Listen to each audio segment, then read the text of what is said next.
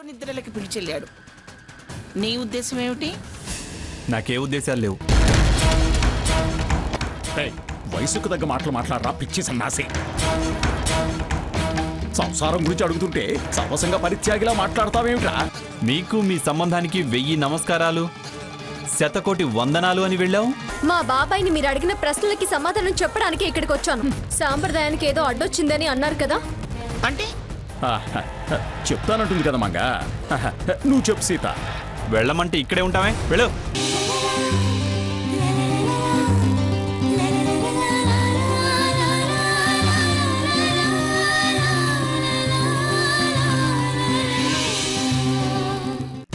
కాగితాలు చేతిలో పెట్టి 4 మెలిక మాటలు మాట్లాడగానే సరిపోతుందా? పిల్ల కాకివి నువ్వు చెప్పింది పద్ధతి అయిపోతుందా? పంపించాలో పంపించకూడదో నిర్ణయించుకోవాల్సింది మేము. నువ్వు చెప్తే గాని తెలుసుకోలేని స్థాయిలో లేవు మేము. కాగితాలు చేతిలో పెట్టగానే రాసింది రద్దు కాదు పిల్ల. నేనప్పుడేమనుకుని రాయించానో అది అలాగే ఉంటుంది. అది నాకు సంబంధించినంత వరకు నా ఇల్లు లేదా నీ ఇల్లు. వాటాదారుల హక్కు ఇచ్చేశాను. వారసులకి ఏ హక్కు లేదు. ఒకవేళ ఉందన్నా లేదు అని నిరూపిస్తా. నిరూపించి తీరతా. అది సరే, ఇంటి కాగితాలు తిరిగిచ్చేసి డబ్బు అవసరం అయితే కోర్టుకెళ్ళమంటున్నావు. ఇల్లు నాది అంటే నాది అనుకోమంటున్నావు. వేసిన ముష్టి వెనక్కి తీసుకో లేదా మాటన వెనక్కి తీసుకో అంటున్నావు. ఏమే చాలా గొప్పగా మాట్లాడాను అనుకుంటున్నావా? సరే, ఇల్లు నాదే అనుకుంటాను. మరి మీ నాన్న ప్రాణాలు కూడా నా డబ్బుతోనే కదా నిలబెట్టాను. ఇల్లు ఇచ్చేసినట్టే అవి కూడా నాకు తిరిగి ఇచ్చేస్తావా? ముష్టి అంగీకరించి ఆయన దగ్గరే ఉంచుతావా? నేనైతే దానం తిరిగి అందుకోవడానికి రెడీ. ఏమిటి మాట్లాడమే? కళ్ళు బయర్లు కమ్మాయా? చెవులు దిమ్మెక్కాయా? ఓ తెలివిగల దాన్ని నేనే అనుకొని పెట్టేకి మాట్లాడటం కాదు. చూసి ఆలోచించి మాట్లాడాలి. నా దానం నేను వెనక్కి తీసుకోవడానికి రెడీ. ఇచ్చేస్తావా? ఇచ్చేస్తావా మీ నాన్న ప్రాణాలు?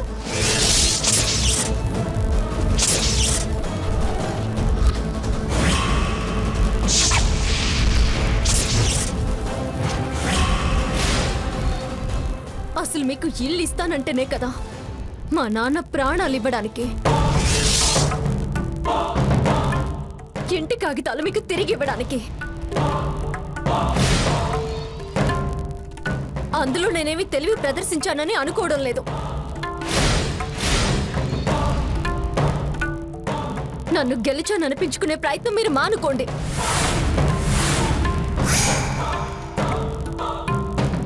కాని పనుల గురించి, అనవసరమైన విషయాల గురించి ఇప్పుడు రచ్చ అనవసరం. అమ్మమ్మ గారు, మీరింకా అదే అభిప్రాయంలో ఉంటే రేపటిలోగా ఆ ఇల్లు మారి అద్దె ఇంటిలోకి వెళతాం. అంతేగాని 3 నిద్రలకి కుదరదు అనడానికి ఇల్లు కారణంగా మాత్రం చూపించకండి. అంటే ఏమిటి నీ ఉద్దేశం? నేను లేనిపోని కారణాలు చూపించి కావాలని చేస్తున్నానంటావా? అంతేగా మరి. సీత, వద్దమ్మమ్మ గారు,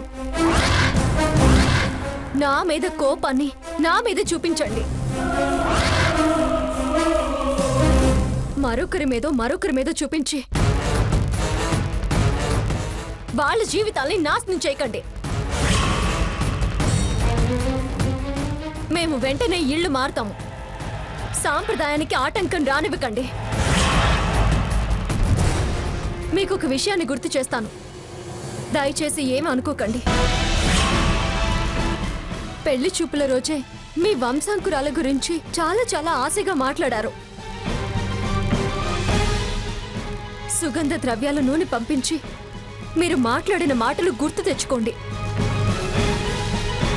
త్వరలో మా ఇంటి పిల్లవై గంపెడు పిల్లల్ని గని ఈ ఇల్లు పిల్లల తోట చేసేసి నా కోరిక తీర్చాలి. మీ ఆశల్ని మీరే చంపుకోకండి. వాళ్ళ ఆశలు కోరికల మీద నీళ్లు చల్లకండి. మేమిళ్ళు మారిపోతాం. మీరు మీ మనవడిని అడిగి మనవరాల్ని తీసుకుని ఇంటికి రండి.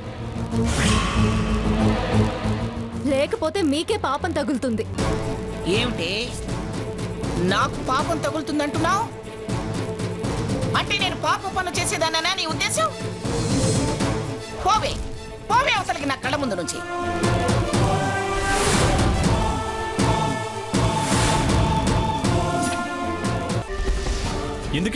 ఎందుకే నిన్ను లోపలికి రావద్దు అన్నాను. పో, ముందు అవతలకు పో. మీరుండండి, నేను మాట్లాడతానుగా. ఏంటక్క? ఓ సారీ. ఏంటి సీత? మా అమ్మమ్మ గారు చెప్పేది వినపడ్డం లేదా? మా ఆయన చెప్పేది వినిపించుకోవా? వెళ్ళు, వెళ్ళమనేది నిన్నే. స్వర్ణ, ఇది నా సంసారానికి సంబంధించిన విషయం, మా కుటుంబ విషయం. నీ జోక్యం అనవసరం. వెళ్ళు. మళ్ళీ మళ్ళీ చెప్పించుకోవడం నీకే మంచిది కాదు. వెళ్ళు. స్వర్ణ, ఏంటి ఏంటి అలా చూస్తున్నావు? నా కళ్ళ ముందే నా భర్తని నా వాళ్ళని అంటుంటే చూస్తూ ఊరుకోలేను. వెళ్ళు. అయినా పెద్దవాళ్ళ విషయంలో నువ్వెందుకు కలిగి చేసుకుంటున్నా? నీకు పెత్తనం ఎవరిచ్చారు? నీకు తెలిసినంత మాత్రం కూడా మా అమ్మమ్మ గారికి తెలియదు అనుకుంటున్నావా? అనవసరంగా అన్ని విషయాల్లో కలగ చేసుకోకు. వెళ్ళు. కాగితాలు పట్టుకొచ్చి కబుర్లు చెప్తుంది. కబుర్లు, హక్కులు, చట్టాలు, అధికారాలంటూ లెక్చర్స్ ఇస్తున్నావు. వెళ్ళా. అది కాదే. ఏది కాదే? మేమెలా నడుచుకోవాలో చెప్పడానికి పెద్దవారైన అమ్మమ్మ గారున్నారు.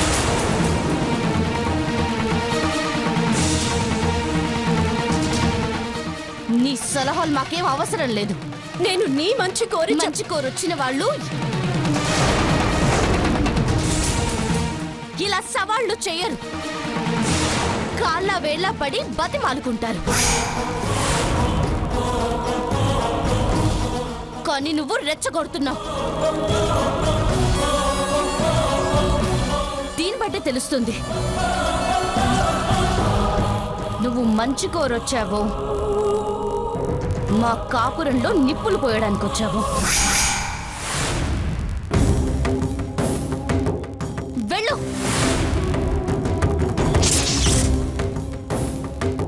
ఏయ్, చెప్పేది నీకే.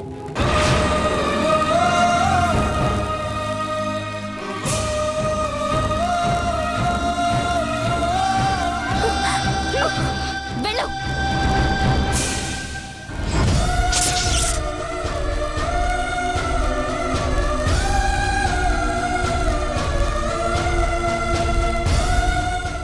స్వర్ణ, మండపంలో నువ్వు చెప్పిందంతా నిజం అనుకున్నాను. అమ్మ వాళ్ళ కవర్లో నువ్వు రాసిన లెటర్ చదివి నువ్వెంత మంచిదనివో అనుకున్నాను. అంతలోనే ఎంత మార్పు వచ్చిందే నీలో.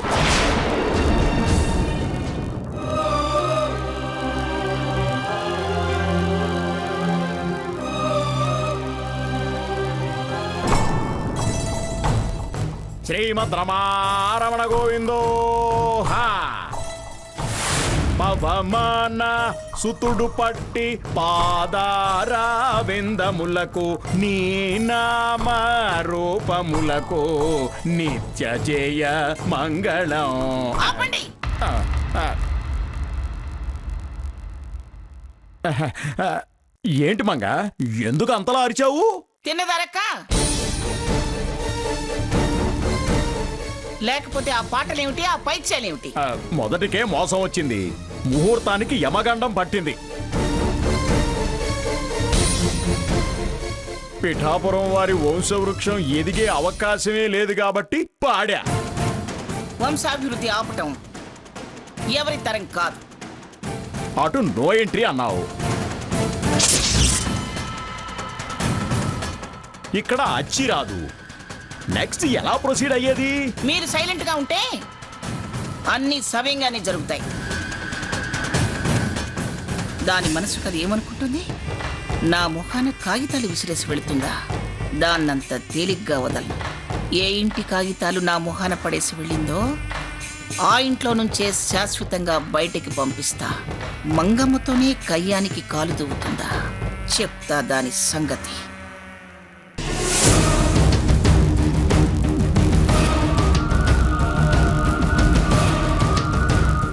భగవంతుడా, అంతా చిత్రంగా ఉంది.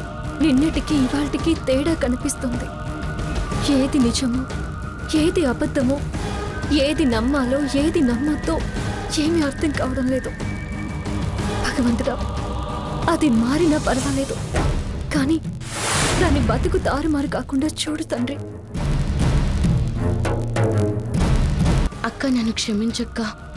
ఇంకా ఇంకా నువ్వు మాటలు పడాల్సి వస్తుందని నేను అలా ప్రవర్తించాల్సి వచ్చింది. నువ్వు నా జీవితం బాగుండాలనే వచ్చావని నాకు తెలుసు, కానీ నేనెందుకు అలా ప్రవర్తించానో తెలియక నువ్వు బాధపడుతూ ఉంటావు. సమయం వచ్చి నా మనసులో మాట నీ ముందుంచేదాకా దయచేసి నన్ను అపార్థం చేసుకోకక్క. సావిత్రి, సావిత్రి! పిన్ని గారు, మీరా? లోపలికి రండి. అవసరం లేదు. అసలు మీరేమనుకుంటున్నారు? ఏ ఉద్దేశంతో నీ కూతుర్ని మా ఇంటికి పంపించారు? నా కూతుర్నా? ఎవరి గురించి అంటున్నారు పిన్ని గారు? ఏమి ఎరగనట్టు మాట్లాడకండి. సీత నా ఇంటికి రావడం మీకు తెలీదా? ఏమిటి, సీత మీ ఇంటికి వచ్చిందా? అరే, అసలు అది వచ్చే విషయం కూడా మీకు తెలీదా? నా మనవణ్ణి, నా పెంపకం గురించి అన్ని వంకలు పెట్టిందే నీ కూతురు. మరి ఇదేనా నీ పెంపకం? నిజంగా మాకు తెలియదు పిన్ని గారు. అసలు ఏం జరిగింది? నా ఇంటికి వచ్చి నన్నే లా పాయింట్లు అడిగింది. లా పాయింట్లు. అతి తెలివితేటలు ప్రదర్శించి అధిక ప్రసంగం చేయగానే సరికాదు, కాగితాల మొహాన కొట్టగానే ఇల్లు మీదైపోతుందా? తారతమ్యాలు మర్చిపోయి అంత తొందరపాటు దేనికి? ఆడపిల్లను పెంచే పద్ధతి ఇదేనా? మాట్లాడమే సావిత్రి. అయినా మీరు రాకుండా రాధాకృష్ణన్ పంపించడం ఏమిటి?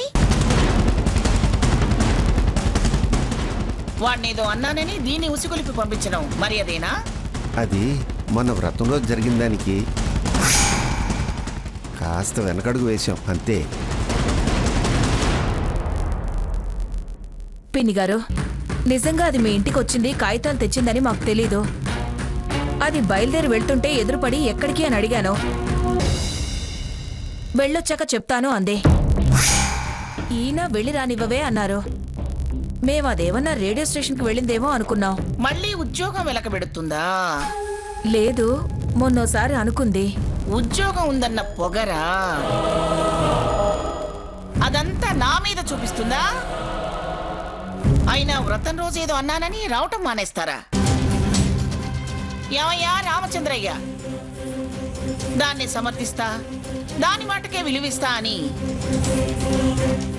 ఆర్థిక స్వాతంత్ర్యం ఇచ్చి నీ నెత్తినెక్కించుకోవచ్చు, కానీ దాంతో మాటలు పడాల్సిన అవసరం మాకేంటి? 10 మందిలో పలచన పట్టం, పలచన చేయడం ఎందుకని తగ్గి నా మనవడి చేత స్వర్ణ మెడలో తాళి కట్టించాను. కాస్తన్నా కృతజ్ఞత ఉందా మీకు?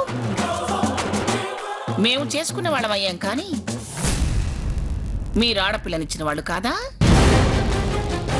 బాధ్యత వదిలేసి నా మీదే దాన్ని యుద్ధానికి పంపిస్తారా? ప్రమాణ పూర్తిగా చెప్తున్నామమ్మా. నిజంగా సీత తమ దగ్గరకు వచ్చిన విషయం మాకు తెలీదు. నమ్మను. నీ మాటలు అస్సలు నమ్మను. నిజమమ్మా, మేము ఉన్నాం. నువ్వు మాట్లాడుకో. నువ్వేదో హరిశ్చంద్రుడు అయినట్టు మాట్లాడుతున్నావే. మిమ్మల్ని ఎవరిని నమ్మదలుచుకోలేదు. నా నమ్మకాలన్నీ పెళ్లిలోనే ఒమ్మైపోయాయి. నాకు ముందు ఒక విషయం తెలియాలి. ఇది మీ ఇల్లా, నా ఇల్లా?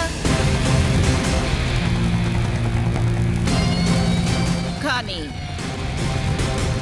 అది నేను రాయించిన ఈ కాగితాలు నాకు తిరిగిచ్చి ఇంటి పన్ను రసీదు చూపించి ఇల్లు మాది అంది. దాని మాట ప్రకారమే నేను కూడా ఈ ఇల్లు మీదే అంటున్నాను.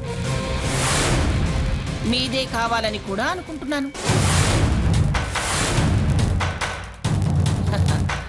కాకపోతే ఇచ్చిన అప్పు వడ్డీతో సహా నాకు కట్టండి. అలాగే ఇంతకాలం అదే నేను ఇల్లు సీత పైన రాయించి ఇచ్చిన రోజు దగ్గర నుంచి కిరాయి నా మొహన పడేయండి.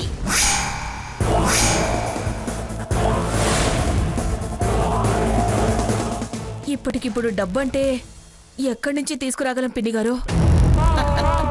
నాకదంతా అనవసరం.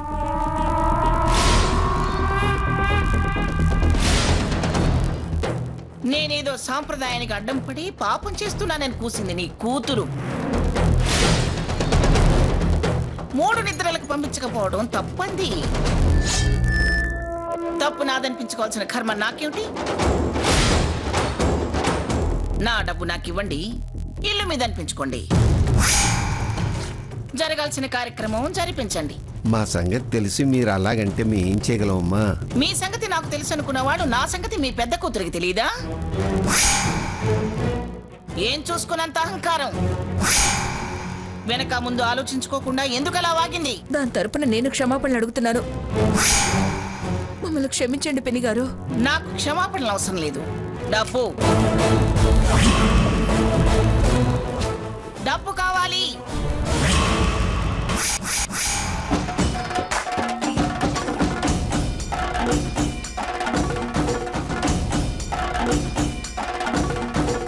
ఏంటి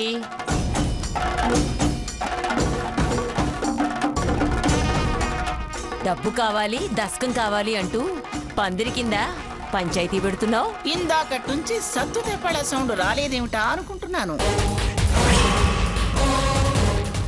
నువ్వు ఇంట్లో లేవా? వచ్చి రాగానే మా వివరాలు నీకెందుకు గాని ఎండని కూడా వచ్చినట్టున్నావు. తలంచుకుని పోయి నీ పన్ను చూసుకో. తల వంచుకుని వెళ్లాల్సిన తప్పు నేనేం చేయలేదు గాని నువ్వెందుకు ఎండనబడి వచ్చావో ముందది చెప్పు. అత్తయ్య గారు, మీరు లోపలికి వెళ్ళండి. ఏంటే నన్ను లోపలికి వెళ్ళమంటావు? నిద్రలకు తీసుకొస్తున్నావు, శుభకార్యం దగ్గరుండి జరిపించు అని ఫోన్ చేశావు.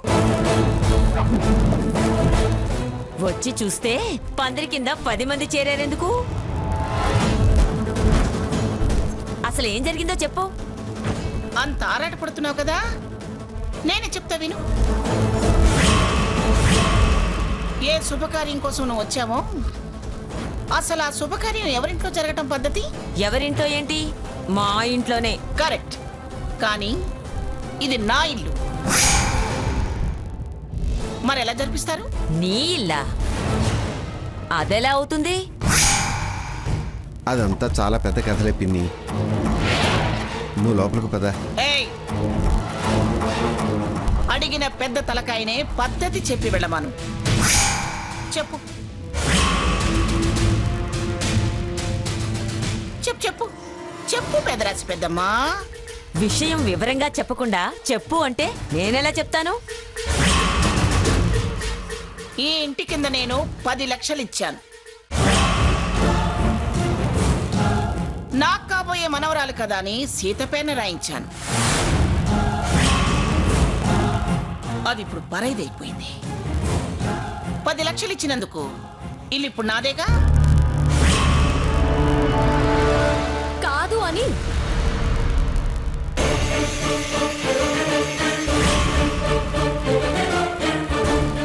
అంత స్పష్టంగా అక్కడ చెప్పొచ్చాను కదా,